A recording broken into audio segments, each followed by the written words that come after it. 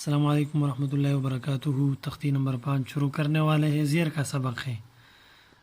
اسی طرح اگر نشان اگر حرف کے نیچے آئے تو اس کو زیر کہیں گے۔ زیر منہ اور آواز کو نیچے کی طرف مائل کرنے سے ادا ہوتا ہے، یعنی زیر میں آواز بھی نیچے کی طرف مائل ہوگی اور منہ بھی نیچے کی طرف مائل ہو جائے گی۔ مثلا میں آپ کے سامنے کہتا ہوں بازیر بی، تو بی کہنے سے آواز کی اونچائی وہ ختم ہو گئی، آواز میں اونچائی نہیں ہے، صرف پستی آ گئی ہے آواز میں۔ بازیر بی، تازیر تی، ثازیر ثی، جیم زیر جی، حاضر حی، خوازیر خی، دال زیر دی، زال زیر ذی، رازیر ری، زازیر زی، سین زیر سی، شین زیر شی، صاد زیر صی، ضاد زیر ضی، طا زیر طی، ظا زیر ظی، عین زیر عی، غین زیر غی، فا زیر فی، قاف زیر قی، کاف زیر کی، لام زیر لی، میم زیر می، نون زیر نی، واو زیر وی، ہا زیر ہی، حمزہ زیر ای، حمزہ زیر ای، یا زیر ی۔ تو یہ بات ذہن نشین رکھیے کہ زیر میں منہ اور آواز نیچے کی طرف مائل ہوگی،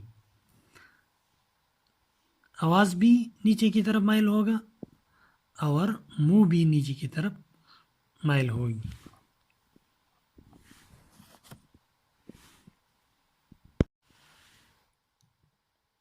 حمزہ زیر ای، با زیر بی، ای بی، لام زیر لی، ای بی لی۔ را پر زبر ہے تو اس میں آواز اوپر ہو جائے گی، را۔ ضاد پر زیر ہے تو آواز نیچے کی طرف جائے گی، ضی۔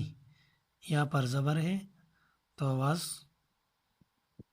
اوپر کی طرف جائے گی، را ضی یا، طا فی، قا، غا ضی با، صا عی قا، کا ری ہا، لا بی ثا، ما عی یا، نا کی را، ع ری می،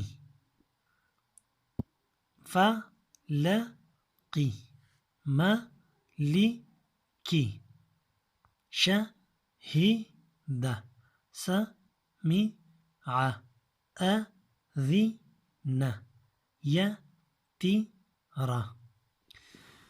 تو اس سبق کے بعد آپ اس نتیجے پر پہنچ چکے ہوں گے کہ زبر اور زیر میں کیا فرق ہے۔ زبر میں آواز